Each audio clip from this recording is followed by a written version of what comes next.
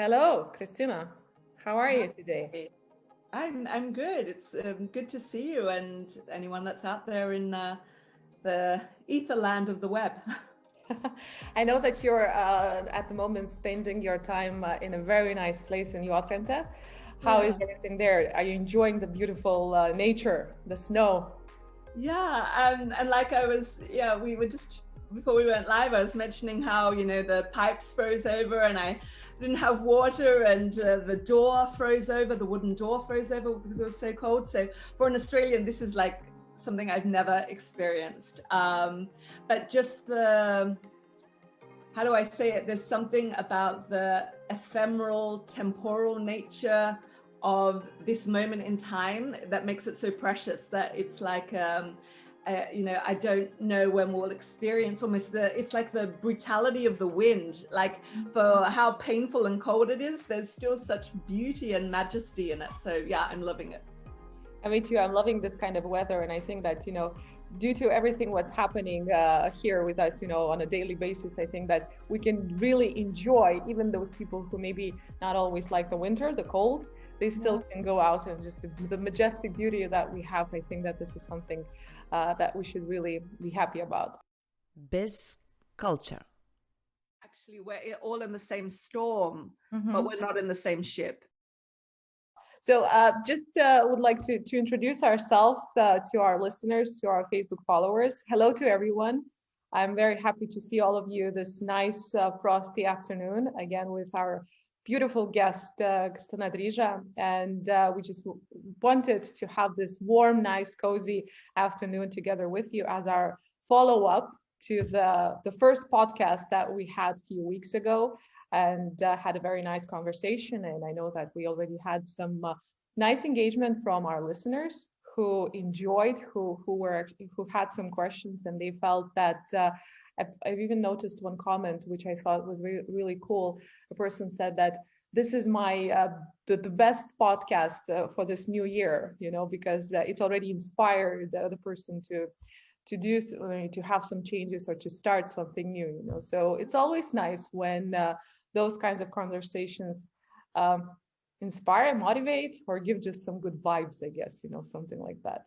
So yes, what I would encourage our viewers, our listeners to do is now you have this perfect opportunity to ask questions or to have some nice comments or anything, just engage to our conversation today. And of course, Kristina will be more than happy to answer some of the questions that you might have. So yes, just trying to kind of after our podcast that we had, as we said a few weeks ago, I was reflecting myself. I was thinking about everything what you were saying, that the questions that we've touched, some of the main things, and just kind of maybe a short follow up to this, the part that I really enjoyed and I really loved when you've mentioned that now when we have been for now a year even, or even longer, we're in this the same storm, as you said, yes, but at the same time we're in those in different boats at the moment. There's this difference. So again, kind of the question that I had after that, when listening again and again to this idea, to this thought, what do you think? Kind of the question is of this larger societal separation. Is it already here, or is it kind of on the way? Like, because we all understand that we're in different places, but how it's going to affect us as a society, as a community, or is it already affecting us in a way? What do you think?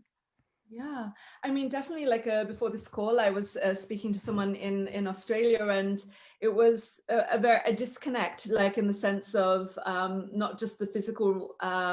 They're not in lockdown, and obviously they had bright blue skies and warm weather, and they're wearing t-shirts and not the obvious things.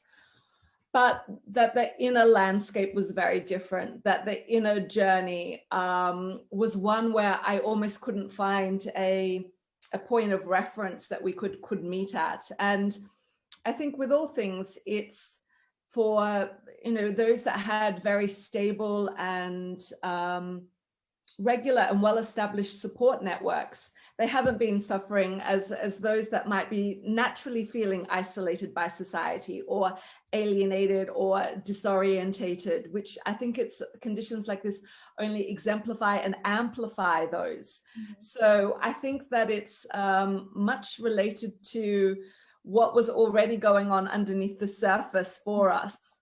And either the COVID gave us the means to practice more gratitude or more expansiveness or more trust in the unknown, or for those of us that had always had a fear or an apprehension or anything that has been almost like within the shadows, it almost rose to meet us. And the job is not to slay the dragon, it's to hug it. It's like if you look at a tree and the concentric circles, it's not this linear of what happened to us last year and then this year. It's like that tree. We grow and we expand with what's been occurring with us. So I think when I'm meeting people, I'm looking at, in those concentric circles of a tree, what notch has COVID left on you? Mm-hmm. And how will that now impact the future growth of the tree?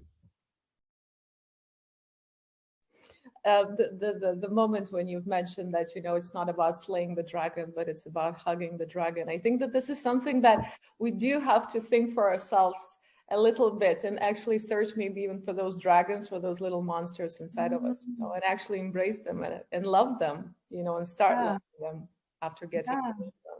Well, Saint Teresa of Avila, that amazing mystic, she would call them the reptiles of the mind. You've got to know the reptiles, and they come out in the dark, and or when we wake up at 4 o'clock in anxiety or in a panic, that's when we kind of we start meeting them. But as I said, it's that everyone is always facing some battle, and it's, can we actually meet that in ourselves and in others? And I think that's what we were saying, is like some of us are meeting this from the luxury of secure employment. Some of us are meeting this situation with the luxury of optimal health. So I think that is what we're asking, or if this situation is actually asking of us, is how do I meet up myself? It's not always about overcoming. I think we're so much in this like overcome, push, this force, this masculine, and it's okay to kind of to just say, I'm just going to meet this as it is at the moment. And at the moment, my body is saying, I just need to rest. It's not push an energy drink, slam it down, like again, that real masculine solar heroic. It's the much more the feminine and the lunar. And can I encompass what is happening rather than see it as an enemy, an obstacle, something to get rid of? And can I actually bring it, the word compassion actually means to encompass. Can I encompass it? Can I bring it into the whole? Can I hold this pain, this reptile in my mind or whatever it is? Can I actually hold it? And actually in the holding, there'll be a form of transformation.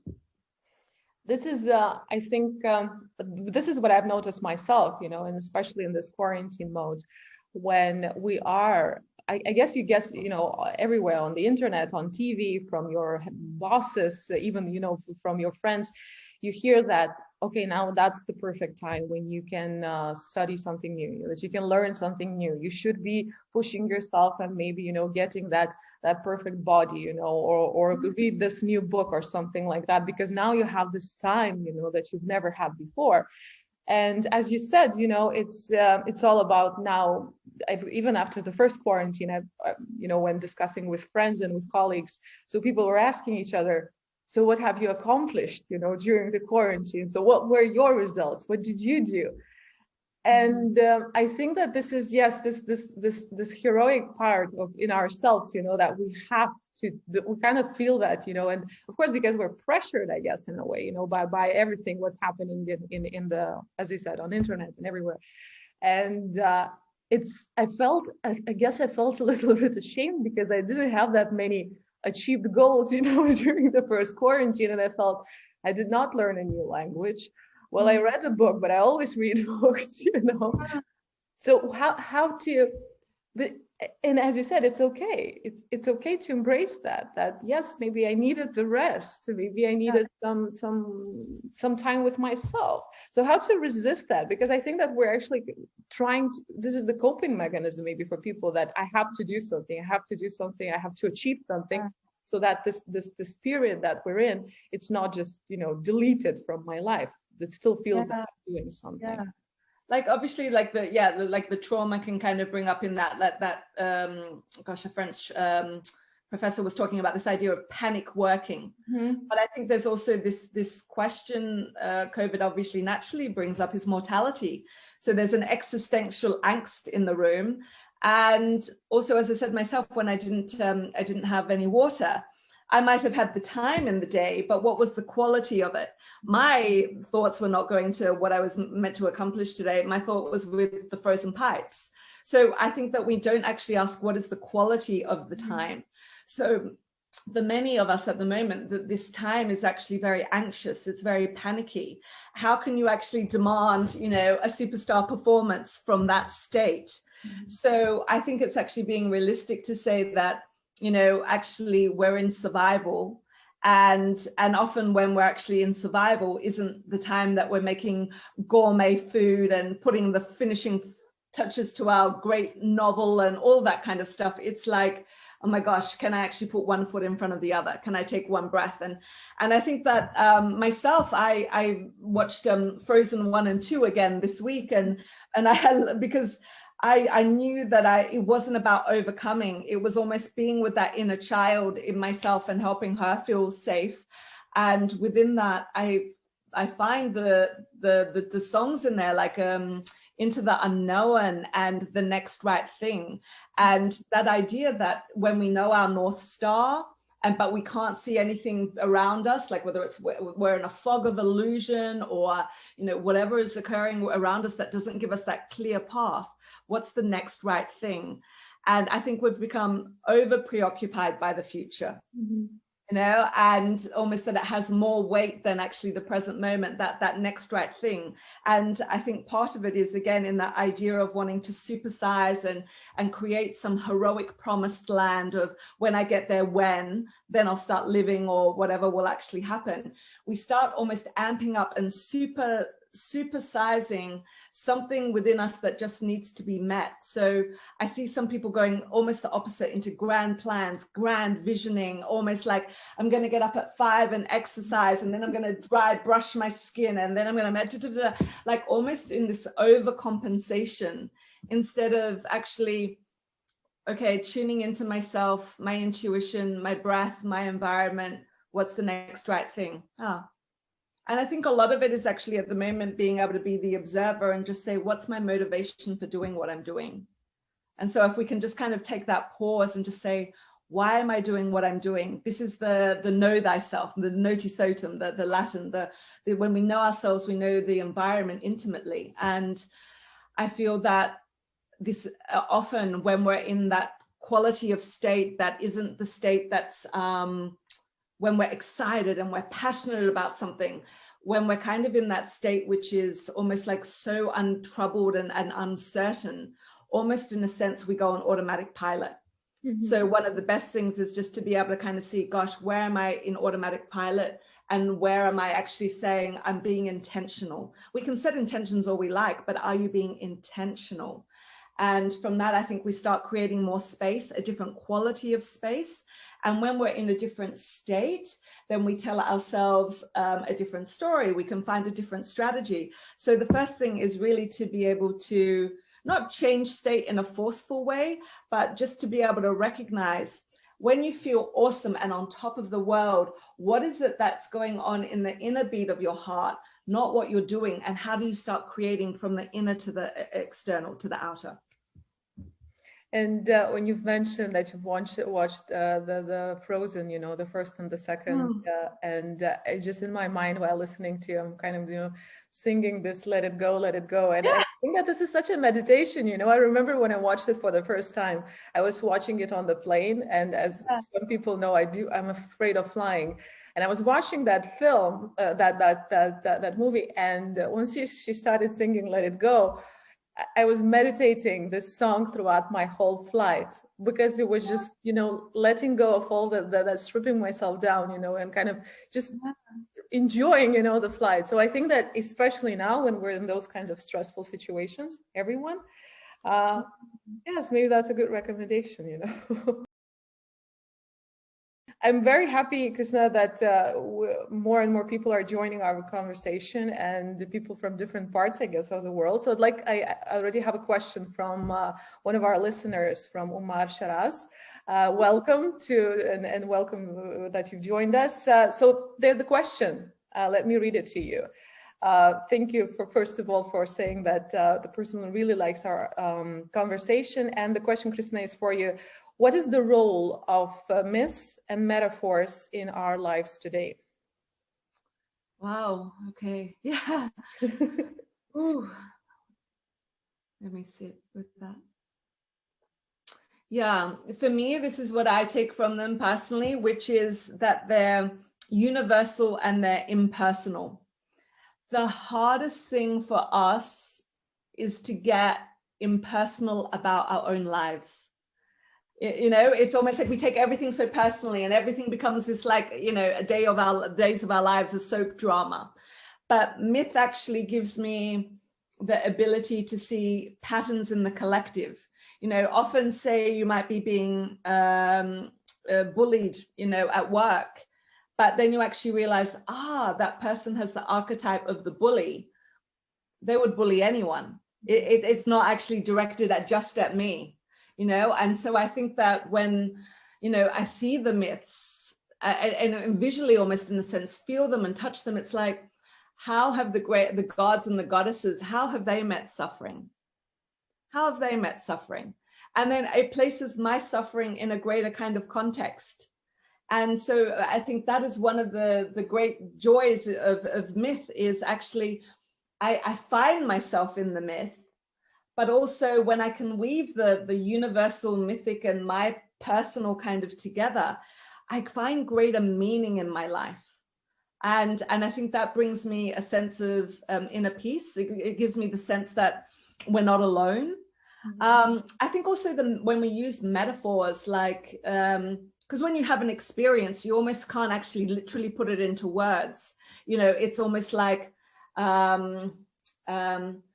I fell deep into a well, or something, like whatever it is that we're going through, or I'm at a crossroads. And the minute you say crossroads, everyone gets what that feeling is of being torn, and will I make the right decision, and should I look back, or, in that word we go, I'm there. And the metaphors, almost in a way, they unite while the intellect almost separates. So I think it just brings a richness to our vocabulary, and it gets us into the whole spectrum of emotions. Mm-hmm. That, we're not just in the binary of the good and the bad, we're in the spectrum of life. And I think that, Carl Jung said one of the most important things is to work out what myth you're living, and also what myth is living you. And I really believe myths find us. And that there's a certain myth for each person, and that there's an element of our life story that is reflected in that. And I think that they give us the wisdom of what it means to be a human being. Thank you. I answered your question. Yes, I hope that Umar, if you're listening, well, of course you're listening to us, so I hope that the question has been answered in a very, very nice way. And the fact when you've mentioned, I think that this is kind of a message that all of us should kind of think about as well. When you spoke about bullying, let's say, and when it's the bullier, or the person who bullies, it's he or she would do that for anyone else. Yes, it's not that it's always directed at you, and again, your reaction to that. So there are so many things that we can consider and think about, and the fact when you put yourself into the place of the god and goddesses and think how they dealt with that, imagine that, and see that, and of course that puts everything in a very different perspective. I have one more question. Oh yeah, and I might say most of them also deal with transformation, and if this isn't a time of transformation, I don't know what is. So it's almost like they provide the roadmap for us. Mm-hmm. So it's like when we're stuck, we're just like, okay, I know that, this isn't, I'm not, I'm in the belly of the whale. okay, it's meant to feel like no help is coming, no searchlights are coming, but I always know there's a visit from the goddess, or I always know some magical totem will kind of appear. Like, it kind of gives you faith that actually, even though you're feeling so incredibly lost, the universe knows exactly where you are and where to find you. I hope that that's a very great inspiration for all of us this afternoon. I think, that's a very nice end of the week, going into the weekend with this, nice luggage and baggage of ideas. Just one more question, because I'd like to ask, Simona would like to ask a question. We see a lot of victim archetype in Lithuania. What is the best way to overcome it? Well, first off, most people, all of us, we're not really aware that that is actually a narrative that is within us. But first, like, we can become aware by our language. So whether it's using like blame, deserve, entitlement, would have, could have, should have. I might just say this has been my language the whole week, so I'm kind of I'm right there. So I know it personally kind of very well. So I know when the victim is kind of circling around one by my language. The second is I notice it when I'm in the passivity. It is being done to me, and all of us have felt that COVID is being done to me, and this is unjust, and this is unfair, and this isn't right, and all the rest of it. But almost in the sense that by fighting and resisting what is, we actually hemorrhage our own personal power. Because we're either wishing it didn't happen, we're ostrich in the sand, which I can be about a lot of things, like I don't want to deal with kind of what's around me, or I want someone else to fix it. I get very almost like the child kind of comes in as well, where it's just like, this isn't my problem. I want like a mother, father figure to come and kind of sort it all out. But I think first off, like anything, there's awareness, and we have to, it's not like you have awareness and then you move straight into conscious choice. It's not this instant quick fix transformation, like I go to bed a flawed human being and I wake up a divine spark. No, it's like this myth that has been sold to us, or you go see a healer and because I've paid you my money, I want to walk out there like in an hour, like with all my health back and all my youth and all my vitality. It doesn't work like that.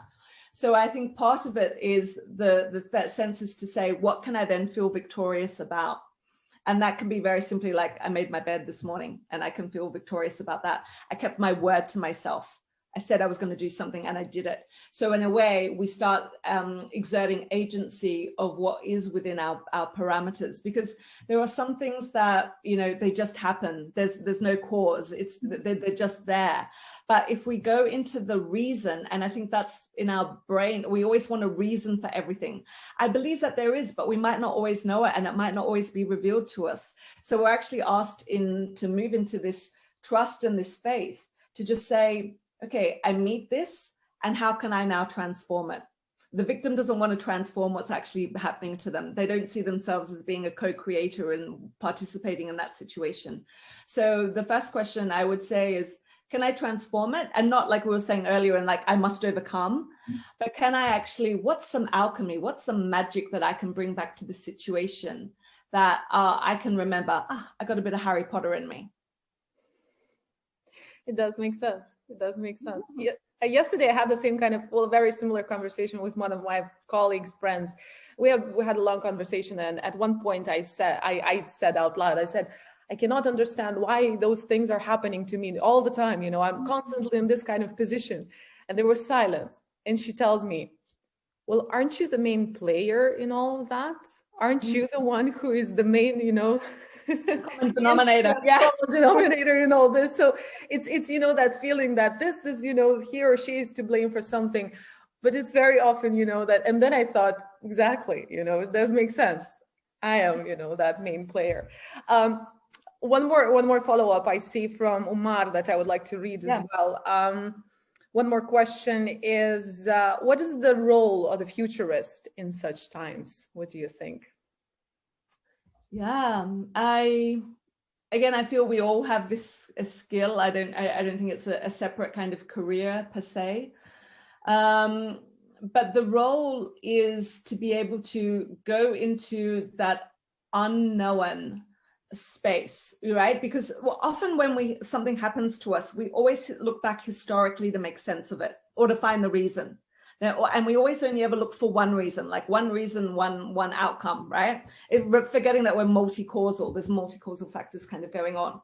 So I think one of what's actually being asked of us at the moment is actually to be able to go into that unknown, that entry into that space where I lose almost all my historical prejudice. Mm-hmm.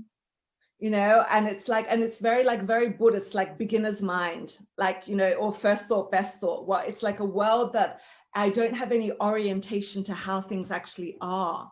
And then I can go into almost the imagination, which is so crucial, you know, like, you know, to have imagination and inspiration into without intuition, to be able to sense what needs to be born. Mm-hmm. And so I think also the role of it's to be able to work with the collective, not the individual. So it's like to be able to go into that still point within oneself and to be able to say what wants to be born in this moment. What is it that, you know, that we are sensing, whether it's greater respect for the environment or a change to the capitalist system, or who we regard as role models in society. And so I think part of it is the challenge is to get out of the left brain, which says that can't be done, we don't have the finances, here's the blocks, etc., etc. Mm-hmm. I don't mean that we don't meet life where it is, but we go into what the potential of something could be. And almost in a sense from, if you can imagine, look, I'll give you a very simple example to do. Say you wanted to say, what's a future coffee shop? What would the future coffee shop kind of look like? What you would do is actually go to that still point that would actually put out of business a coffee shop that exists now, because you're meeting needs that people don't even know need to be met yet. Exactly. And I think we're always trying to improve incrementally. Well, this is what we do to the coffee shop that we have now. We'll introduce green tea and we'll make it more like a co-working space and things like that. But actually, it's only by being able to go into our imagination of the potential of the highest of what could a coffee shop be. And you would go more archetypal. You would go a meeting point. Mm-hmm. You would say an incubation womb. Like you would kind of meet the moment with different questions, because when we ask questions of the known world, we only get the known results. We have to ask questions of this unknown world, because if you do what you've always done, you'll get what you've always got. So I think it's the first step is all of us, when we speak about the future, is to be able to say, am I asking questions of the known world or the unknown world? And do I have enough esteem within myself to be able to go into that liminal space, like we spoke about in the podcast, where I don't actually have any solid mooring. I don't have tangible research. You know, I'm really being guided by my gut and by my North Star. And can I be able to take from what is an idea in the mental realm and in a way materialize it? And I think that I always think artists are really great examples of futurists, because, you know, they hear a tune of a song before we hear it fully played, like on iTunes, like, or those that are writers, or, you know, there's something of like, a book doesn't just kind of like appear. There's like the first had to be the visualization of it before it was brought down into the matter. And I think the question is, what are we bringing into matter? Is it for a world that no longer exists, a fossil fuel world? Or is it for a solar world, SOLAR and SOUL, solar world too? Exactly. And I think that, well, when we were speaking in our podcast as well, you were also saying, I like that thought, and it kind of kept me also thinking a lot. You were mentioning about this this idea of suffering as being, you know, the season of our life. And I think now that we've had this enforced psychological winter upon us, we realize, wow, I really need to live more in tune with nature and to ride the cyclical waves of change. Biz culture. I think that anyone that has been to the underworld and spends time in the underworld of their psyche will recognize that so much of our growth and our potential can only exist in those really dark times, in those periods of suffering. And it's not to run from the suffering, and not to actually then say, I've suffered and now demand reward as well from it. But just saying suffering is, again, a season of life, just as joy equally is, and not to devalue either of them, because they both just are.